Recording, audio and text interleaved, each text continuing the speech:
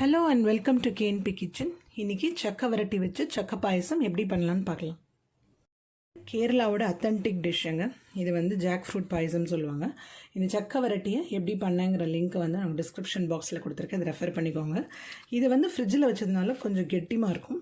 இதுலேருந்து உங்களுக்கு எந்த குவான்டிட்டி வேணுமோ அதை எடுத்துகிட்டு கொஞ்சமாக தண்ணி விட்டு இந்த மாதிரி வச்சுருந்தீங்கன்னா கொஞ்சம் நேரத்தில் இந்த மாதிரி செமி சாலிட் ஆகிடும். அதுக்கப்புறம் தேங்காய் பாலில் தான் இந்த டிஷ்ஷு பண்ணுவாங்க. ஸோ 3ஆம் பால் 2ஆம் பால் 1ஆம் பால் எடுத்திருக்கோம். அதுக்கப்புறம் கொஞ்சமாக சுக்கு பொடி, ஏலக்காய் பொடி ஆல்ரெடி அதில் சேர்த்ததுனால தனியாக போடலை. இதில் கொஞ்சமாக ட்ரை ஃப்ரூட் மிக்ஸ் எடுத்து வச்சுருக்கேன். கொஞ்சமாக சாரப்பருப்பு எடுத்து வச்சுருக்கேன். கொஞ்சமாக கண்டென்ஸ்டு மில்க். இப்போ இதை எப்படி பண்ணலான்னு பார்க்கலாம். அந்த சக்கவரட்டியும் 3ஆவது பால் 2ஆவது பாலையும் சேர்த்து மீடியம் ஃப்ளேமில் வச்சு நல்லா ஒரு வாட்டி மிக்ஸ் பண்ணி விட்டுருங்க. இப்போ இது வந்து ஒரு கொதி வந்ததுக்கப்புறம் இதில் சுக்கு பொடி ஆட் பண்ணிக்கலாம். பாயில் ஆகிட்டுருக்கேன். இப்போ இதில் கொஞ்சமாக சுக்கு பொடி சேர்த்துக்கலாம். கொஞ்சமாக ட்ரை ஃப்ரூட் மிக்ஸு, கொஞ்சமாக கண்டென்ஸ்டு மில்க் ஆட் பண்ணிக்கிறேன்.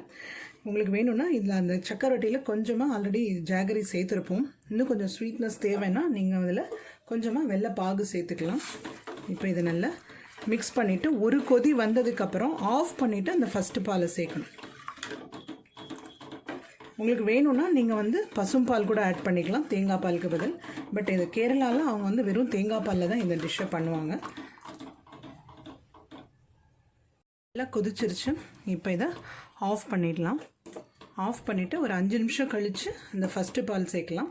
சேர்த்துட்டு இந்த சாரப்பருப்பை நெய்யில் பொரிச்சு போட்டுடலாம். சக்கப்பிரதமன் ரொம்ப ஃபென்டாஸ்டிக்காக ரெடி ஆகிடுச்சுங்க. நான் கண்டென்ஸ்டு மில்க் ஆட் பண்ணதுனால கலர் உங்களுக்கு ஒயிட்டாக இருக்குது. நீங்கள் இதில் வெள்ளைப்பாக ஆட் பண்ணிங்கன்னா கேரளாவில் இருக்கிற மாதிரியே அந்த ப்ரௌன் கலரில் இருக்கும். உங்களுக்கு ஒருவேளை இதில் தேங்காய் பால் ஆட் பண்ண வேண்டாம்னா நான் முதல்ல சொன்ன மாதிரி நீங்கள் பசும்பாலில் பண்ணிவிட்டு ஆஃப் பண்ணிவிட்டு அந்த டெட்ரா பேக்கில் வர கோகோனட் மில்க் ஆட் பண்ணிங்கனாலும் அந்த கோகோனட் ஃப்ளேவரோட ரொம்ப நல்லாயிருக்கும். கண்டிப்பாக ட்ரை பண்ணி பாருங்கள். இந்த சக்கவரட்டியை வச்சு சக்கப்பிரதமன் மட்டும் இல்லை, இன்னும் 2-3 பாயசங்கள் கூட இதில் பண்ணலாம். அது என்னென்னங்கிறத நான் ஷேர் பண்ணுறேன். Hope you all like this recipe. உங்களுக்கு பிடிச்சிருந்ததுன்னா like, share and subscribe to our channel. Thank you.